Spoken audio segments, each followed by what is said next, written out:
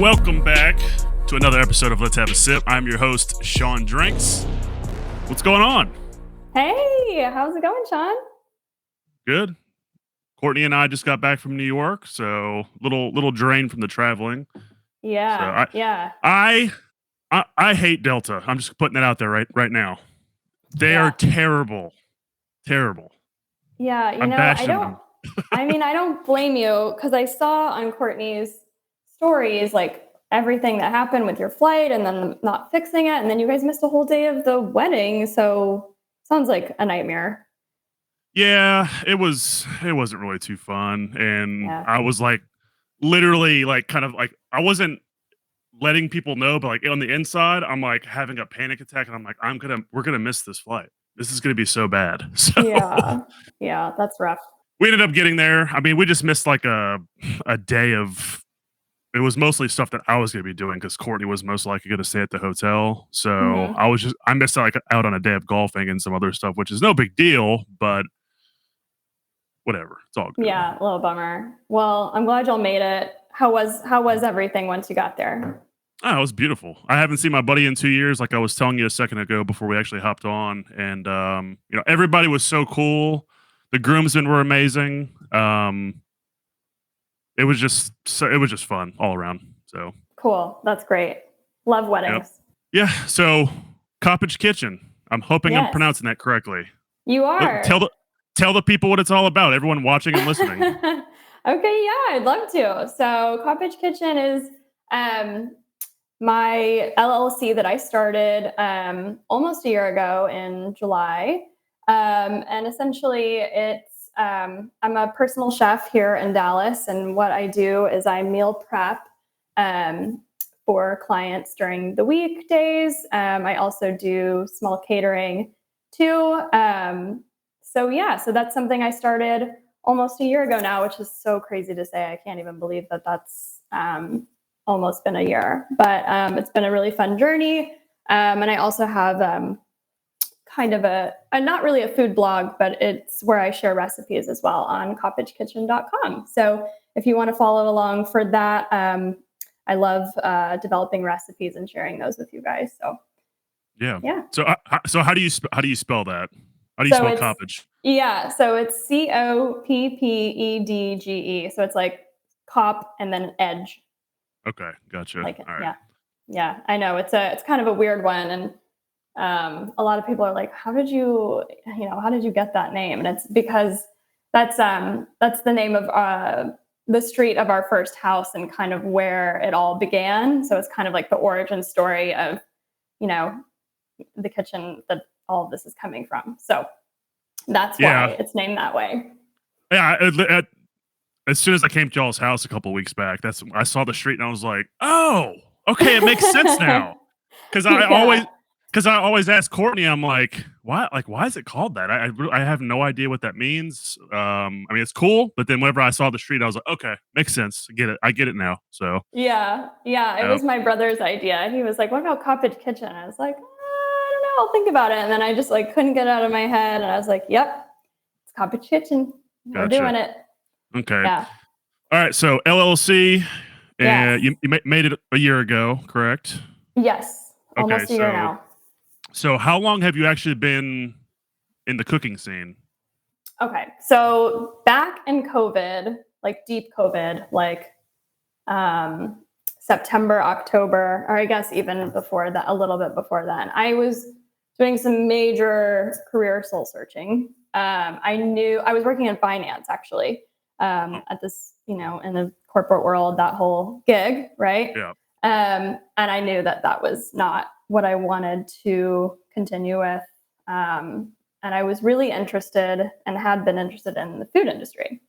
Um, but I didn't have any experience in the food industry, and I was trying to figure out, what I wanted to do in that realm and how to pivot. So I just started reaching out to any and all resources I knew that were working in the industry, whether it be marketing or sourcing, or recipe development, whatever, and just pick their brains to see like, how do I bridge that gap to move into food. And so two things happened there. So in that whole informational interviewing that I was doing with people, I found one that a few of them suggested to go to culinary school, and that was even if you wanted to move into marketing or to sourcing or recipe development, whatever. And I had always thought I would, I've always wanted to go to culinary school, but I knew that I didn't want to work in a restaurant or open a restaurant or a bakery, etc. And so Yeah. I thought that was like the only reason to go, or if that's your kind of narrowed path, like that's what you do. But I was wrong, and I talked to a lot of people about it who had done it, or coworkers who were doing that and ended up in marketing or whatnot. So that opened up a totally new world for me, and that kind of changed everything. And then the second thing is, in those conversations, I talked to my best friend's cousin who was meal prepping for a family in Dallas. And I hadn't really heard of this concept to be kind of, a private chef for families during the week to make, family meals, not necessarily a fine dining experience, but good, healthy, balanced meals that are on a weekly basis for families. And I loved that idea. And I asked her a lot more about that, and then started talking to other meal preppers just around the country about it. And I kind of just got really hooked on the idea because I love cooking for others. I kind of love that relationship you build with your clients in that way. And it just seemed really like something that I wanted to follow up on and look into as I, continued on. So I quit my job in finance in September. And I went to culinary school in the middle of COVID. So that was a little wild, a little bit of a leap of faith, but I'm so glad I did. It was the best experience going to culinary school. And I quickly learned that I did want to go the meal prep chef route. And so that's how everything started with Coppedge Kitchen. I was finishing up school and I was interning with a company called Snap Kitchen. I don't know if you're familiar with Snap Kitchen, but they are based Yeah, out of Austin. I'm aware of them. Yep. Okay. Yeah, that's right. Yep. Because you guys had a few meals I think I brought over to you guys. Yep. But yeah, so I interned with the culinary team of Snap Kitchen, who are based out of Austin, Texas, but the kitchen for the country is actually based in Dallas. So the chef there works in Dallas, which was obviously ideal for me. So I got to work under her, learn a ton from her, and just meal prep in general. And so that really kind of solidified my decision to start something on my own. Gotcha. Yeah, and I love that you took that leap of faith, as you said, to get to what you're doing. Because like, I just see so many people that are just stuck on that like hamster wheel, Yeah, and they're just like hating their lives, doing whatever it is that they're doing, and they're like, "Oh well, I was thinking about doing this, but I didn't." Well, it's like, well, you just never know if you don't take a risk. So, and totally. by the way, your food is amazing. Thank you. Well, I remember you gave Courtney and I think either like a meal, like a couple of meals to try out because Uh-huh. I think you were trying out something new, and I was like, "Oh my god, this is so good." Sam is so lucky. Thank you. That's so nice. I'm glad y'all liked it. Yeah, because it's like I feel like your business is like a very like exclusive type of meal prep service, Yes, if that makes sense. So it is. It's very niche. It's like very specific, but yeah, yeah. yeah. So how many clients? And correct me if I'm wrong, but you're the Yeah. only one that is doing everything, correct? Yeah. For Coppedge Kitchen, it's just me. Okay. So yeah, correct. Okay. So how many clients or customers, if you will, could you handle at once? It's kind of currently it's capped at 5 at a time and then a wait list from there because it's just so much time does go into it because you're doing your meal planning for these families, which is totally customized to each family or client, like based off of preferences and dietary restrictions, etc. Yeah. So every family could be getting, or client, not just families, totally different items. So, and a lot of times that is the case. So it takes a lot of time for the planning, groceries, prep, delivery, all of that. So Yeah. I wish I could do more, but 5 is the cap. But I also love kind of having that smaller, um, like one-on-one touch with others. It's nice to just keep it small in a way, keep it to a smaller group. Yeah, it's more personal. I get it. Yes, yes. Yeah.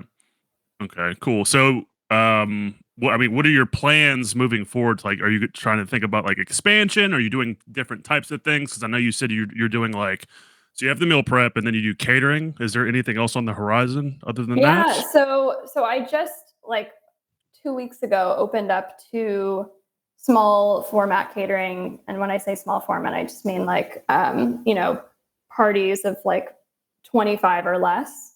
So like a luncheon or brunch or cocktail hour, that kind of thing.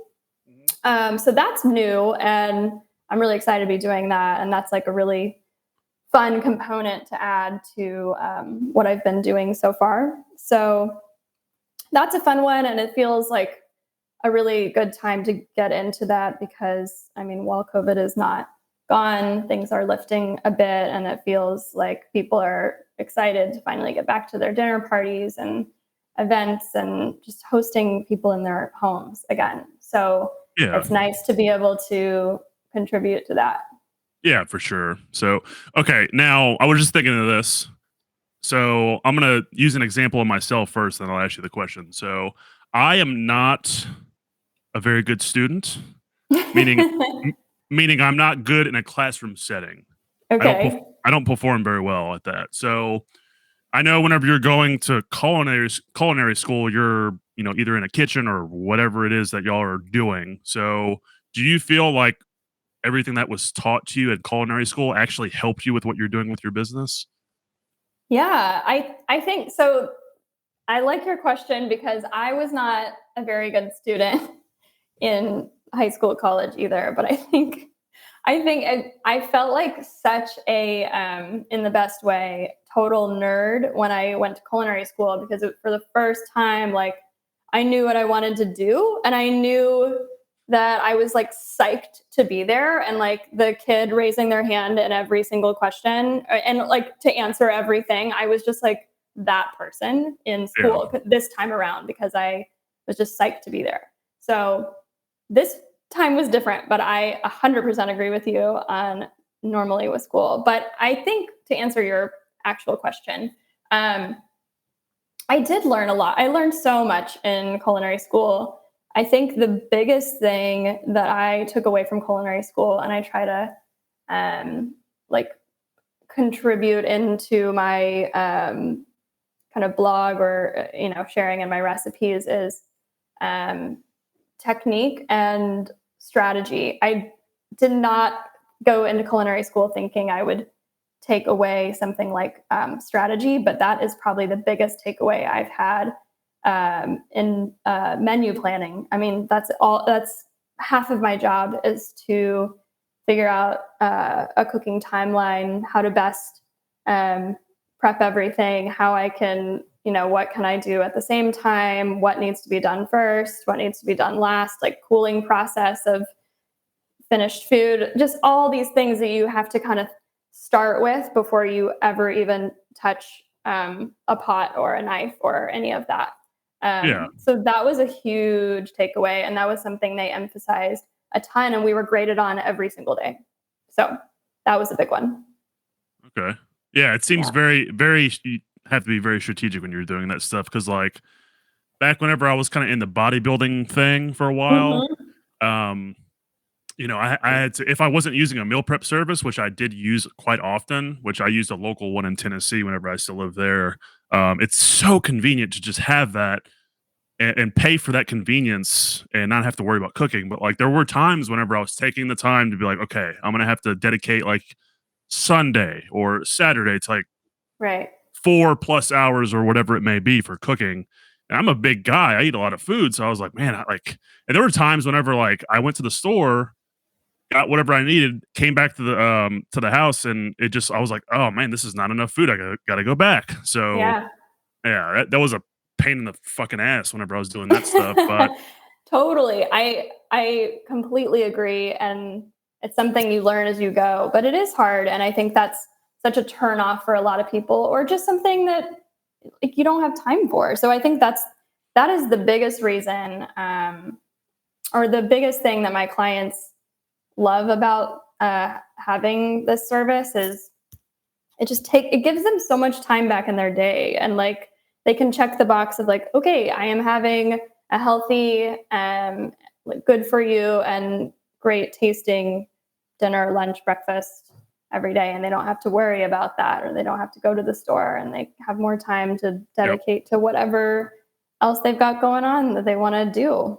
Yeah, yeah, for More sure. time with family too. So that's a big, I would say the biggest factor for most of my clients is they're like, I don't have time. I don't have time to do it. I don't have the will to do it, etc. Yeah, I get that. Mm-hmm. So you were saying you were drinking a martini. Now, Yes. is that a dirty martini? Yes. So this is Okay. my poison of choice at all times. I mean, I also love red wine, as Courtney Oh, knows, but okay. I was gonna say, I was like, wait, at all times? I was like, wait, no, really? not at, I mean, like if you ask what cocktail I drink, it's definitely dirty martini. I gotcha. Yeah, Yeah. oh man, I love dirty martinis. Yes. I think so. That's right. I want to say my love for it kind of happened whenever I went to Hudson House because they have Oh, mhm. the blue and gold where they have like the blue cheese and stuffed or blue cheese infused salts, Yes, which which I think they make in house, but I don't know if they might be lying. They might buy it. I don't know, but um, oh god, it was so good. It was so it's good. so good. They I agree. They have the best martinis, I think, are one of the best martinis in Dallas. And I love that blue cheese salt. I actually, Sam and I went there, like, we're kind of addicted to Hudson House right now. We're on a little bit of a kick with their happy hour and the burger happy hour. So good. But that Um, that burger's so good. It's so it's so cheap too. good. It is. I mean, yeah, it's like when a happy hour is every day from 5 to 7 and half off burgers and martinis, it's like, sign me up. I'll be there. Yep, What are you exactly. gonna do?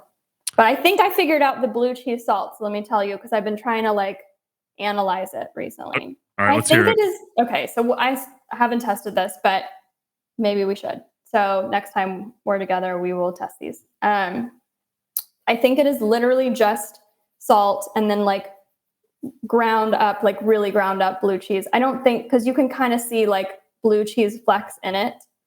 I think they're just really doing it the most natural way possible, which is great with me. Yeah. Okay. But maybe now that I'm thinking about it, maybe they do. This is like the story of my life. This is what I'm always like trying to break down recipes that I love and like, how did they do it? How can I make it? Like maybe they take the blue cheese first, they crush that, and then they put the martini glass in that, and then they just dip it straight into the salt because the blue cheese has created almost like a glue, right, in Yeah, itself. And then you put the salt on and you're done. that makes sense. Yeah, that might. I mean, I think we just solved it. I think you just solved it. I have nothing to do with that. No, it was So, all you. I appreciate that. Thanks for helping me out there. oh, you're welcome. Yeah, I tried very hard, but no, I'm yeah. I actually just got this bottle of whiskey the other day. I was pretty Oh, happy about this one. This is I don't know if you can see that too well. Henry McKenna. McKenna. Okay. It. I just popped it open as soon as we hopped on, and oh god, it's so good. It's That's awesome. I've seen it around quite a bit, but everybody that I talked to about whiskey, it's like the secondary market or certain liquor stores may just like put insane prices on bottles, and I've seen this bottle go for like $120, and I'm like, I'm not paying that much for that. Like it's Whoa. insane. I think I got it for like $40. So Wow. yeah, and it's so good. How But does it now get to be $120? I don't really understand exactly why they make certain bottles the way they do. It could just be, the year of that particular whiskey. Like this one is aged 10 years. So it's bottled in bond. And that's like, if it's bottled in bond, it has to be 100 proof, at least 10 years, if I'm not mistaken. Um, I'm green behind the ears. I could be wrong. Anyone that's listening to this is probably like, "No, you're telling me the wrong thing, Shawn." So, but I don't know. I don't know what dictates why certain things are how much they are, if that makes sense. Yeah. So, but yeah, it's really hard to justify paying over $100 for a bottle and then me coming home and be like, "Oh yeah, I got these bottles, Courtney. Well, what'd you get me from the store, Shawn?" So, Right. but yeah, I'll every once in a while I'll bring her like kind of something that she likes. Which there's a wine that she likes called Left Coast out for its. Oh, Are you familiar with what that is? no, I don't think I know that one. Really? Wait, did you say you like red wine Yeah, or red. okay? Well, I'm surprised she's never told you about that. There's no way she hasn't. Maybe she has. It does sound familiar, but I can't picture it or like tell you, Well, yes, that's amazing. whenever we get done on here, I'm gonna send you a picture of it and see if Okay. so. And then if she Okay. hasn't told you, she's in trouble. She's going in Okay. timeout. So, Agreed. Yeah. Yes. but no. So you were saying martini is your poison of choice. That made me think of like espresso martinis. Oh, Now, yes. me and Courtney have been having this argument about who we think has the best espresso martini in Dallas. Mm, Now, mm. and I could taste something and I can think it'd be amazing. And then you would think it tastes like shit. That's just how everyone's palate's different. Yeah. But so we went to oh, you were with us actually when I had it. We went to Javier's. We had the whole group of people. Yeah. Yeah. Yeah. Oh, So yeah. Okay. that I didn't realize, but that espresso martini was made with I think tequila. Yes, that would make sense. So yeah, because it's a Mexican restaurant, but like I Mhm. never thought of that as a thing because Yeah. espresso martinis are normally made with vodka, right? Yeah. Right. Okay, so that was so good. We like that. I think hands down, it's just my opinion. Yeah. Best espresso martini in Dallas, but Okay. she begs to differ. She thinks oh shit, I can't remember. Wish I can ask her right now, but I mean we went to so many different places like the Mansion Oh, has a yeah. has a pretty decent one, but she was like, and I didn't really think about it until she mentioned this to me, but like we went to the Mansion, it was very good, but I think it was kind of milky, if that makes sense. It does. I think there are two like types of espresso martini. There's like the Kahlua creamy version, like dessert to me, Yeah. and then there's the espresso martini, which is like it's like just a dark Yes. espresso, and then just that great little line of foam at the top with the coffee bean just sitting lightly there. Yeah, and that's how I like it, and I didn't realize that until Courtney had mentioned that. She's like, "You know what? Those creamy ones are not very good." So, or milk, whatever you want to call it. And I was like, "You know what? They're good, but it's like they're not as good as these other ones that you were just describing." I And agree. we went to this was maybe about a month ago. We went to Apothecary, that bar that's Yes. on Greenville. Yeah, that little speakeasy. Yeah. Which it's funny. I guess it's considered a speakeasy, but you never have to give them a password because I'm pretty sure speakeasies you have to normally give passwords. But I guess Right. I guess they don't do that anymore. But it has a speakeasy vibe, and Yeah. I like stuff like that. And we had one there, and it was extremely strong. Courtney said she didn't like it, but I thought it was amazing. So Oh, I have to try that. I've been there, but I didn't have the espresso martini. That place is really cool. yeah, By the way, the first time we went, I didn't know what to expect. Really, I just knew it was like the new trendy place. We kind of happened upon it, and they let us in. But when you go in, I don't know. I'm sure they did this for you too. It's like I guess part of the whole vibe, ambiance, experience. Like you go in, and then it just goes like pitch black, yeah, and then they like open up the drape dramatically. yeah, And yeah. They're I like, was like, yeah, I felt like I was like, suddenly I was like, oh God, I like entered a fun house, like terrified. And then they open it up, like, oh, thank God. There's there's the alcohol. There we go. Okay, we're gonna be fine. what did you think was gonna happen? I don't know. I was just like, I don't know what is happening, why we were in this like small dark box, but it all worked out. And it's such a cute place and like a cool, it's not cute actually, it's just like a cool sophisticated vibe once Y- you get in yes, there. yeah, Yeah. and I have everything you're saying is I'm on point with, because that's exactly how I feel about it. But the only constructive criticism that I have for them Mhm. is, now I don't know how it was when you went, but last time we went, drinks are great, everything's good, but Uh-huh. the music, they need to change the music in there. They were playing like techno Mm. when we were in there, and I'm like, you need to play like Frank Sinatra or something. Like, this place is too Yeah. classy for that kind of music. I mean, don't get me Yeah. wrong, I love techno, EDM, whatever. I love all kinds of music, just depending on my mood. But like, come on. Yeah, I wouldn't mind some Frank thrown in there, that's for sure. Yeah. Speaking of Frank Sinatra, so Justin, my buddy that just got married, his dad sang at the wedding, and he sounded just like Frank Sinatra. Wow. I was like, "What is happening? I did not know your dad could sing." You'll have to ask Courtney about That's it, 'cause so it's cool. yeah, I think that was, like, one of the coolest parts of that wedding. I was like, "Holy crap." Yeah, that's So, awesome. Oh, wait, well, I was gonna say something else about that espresso martini situation. Oh, the candelabra. Did you guys do the candelabra at this, um, apothecary? Do you know what I'm talking candle about? I have no idea what you're talking about. Is it So, okay, so candelabra. Okay, I like literally have one next to me because I'm sitting at my dining room table. This is like a candelabra Oh, base, okay. yeah. Yes. Okay, yes. But they like bring over like it's a big ornate one, like something out of Beauty and the Beast, if you can imagine Yes, that yeah. kind of look. And then they bring it over, but it's and the candle. It looks there's melted wax. I think they even light the candles. And Oh, anyway, yeah, yeah, yeah. but it's cake. Oh, really? Yes, isn't that wild?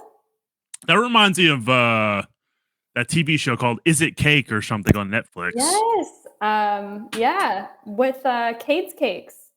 Did you see the blonde girl?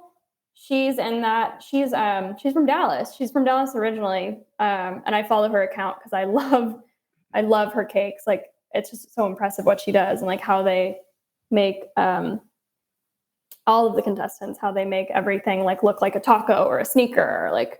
whatever. And a Louis Vuitton purse, and it's like, oh nope, that's cake.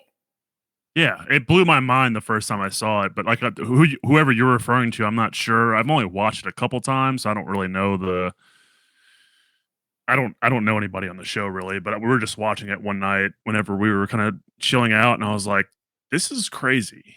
I wonder, Hmm. like, it's gotta take so much time to perfect that, and then, that it's crazy. It's cool. I know it's impressive. Um, yeah, no, I'm not a huge like. Well, I'm not. I don't know how to do cake decorating, so it really impresses me when people just create art out of it. It's amazing. Yeah, and I'm you're doing that every week, it seems like, 'cause, I mean, I'm seeing all the stuff. Seems like, everything that you're, posting on your social media is just like, everything looks so good, Thank and I'm you. like, yeah, and because so you had posted, there was, like, some sort of, like, oh, what kinda spread was it? It was, like, some seafood spread or something that you posted the other day. Oh, seafood spread. I'm trying to Uh, think. Oh, whatever maybe it a was, chowder. I don't know. I don't remember. It was some sort of, like, dip or spread or something, and Okay. so I can remember I commented Oh on it, and I was like, yeah. Yeah, and then Courtney was like, "Oh, that looks like shit," and I'm like, "What?" Because she literally hates She seafood. Yes, she does not. She's Yes. never been a seafood person, but that's so funny. Yeah, it was a smoked trout dip. I'm on Yes. a smoked trout kick now, which is like I don't know. I don't know where it came from, but I had a smoked trout dip at Honor Bar. Have you been to Honor Bar? Yes, I have. Okay. And it was delicious. And they served it with like, club crackers, Ritz cracker, that type of thing. And it was just like delightful. And so I was like, well, I'm definitely making this. And it is fantastic. So Yeah. highly suggest. So speaking of Honor Bar, I don't know if Hmm. there's if it's a chain or whatever, but the one that I'm thinking of is at Highland Park Village in Dallas, right? Hmm. Okay, so there is a Courtney showed me this the other day. There's a place, it used to be a grocery store in Highland Park Village, but now it's some sort of restaurant. You know what I'm talking about? Yes, Sedell's. So did you hear about what happened the other day over there? No. So apparently, like, the cops had to come there and had to get everybody out, all the employees, all the customers, because apparently, like, the building was getting ready to collapse. Oh You didn't gosh. you didn't hear about that? This is the other day? It was like 2 days ago. Oh my gosh, that's kind of crazy. I don't. This is this is also weird. Well, sorry, go ahead, keep going with your story, but I have like a side note when you're done. Well, I'm pretty much done. I just thought that was crazy. I'm like, I don't know if the building actually collapsed, but I was like, we were literally Yikes. just there with my parents. And my parents are not young, so Oh my god, that's like, what so, yeah, that's crazy. Um, I went there, let's see, maybe 4 weeks ago with a girlfriend, and we were at lunch, and all of a sudden the fire alarm went off. And we were like, everybody's just kind of looking around. We're like, is this for real? Or is this like, did it just go off? And they're like, are we really getting up? Like, and we did. They were like, time to get out. This is not a drill. And we all like waited outside of the restaurant. I was mad at myself because they bring you like these great, sandwiches and like spreads, bagels, as you know, but on these like tea trays, which are these like tiered, leveled,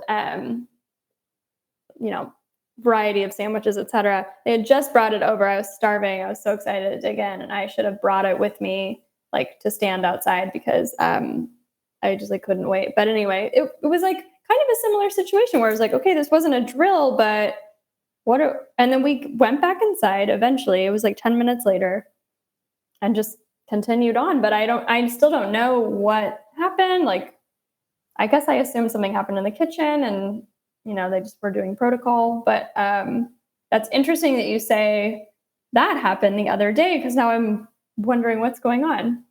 yeah, I don't know. It seems kind of sketchy. So it's like from what Courtney mentioned to me, she said that she got some information from somebody. We're pretty much playing telephone at this point, but she's like, I got information from someone that got information, and they were saying like, yeah, the cops were there to tell people to get the hell out because the building is getting ready to collapse. And I'm Yikes.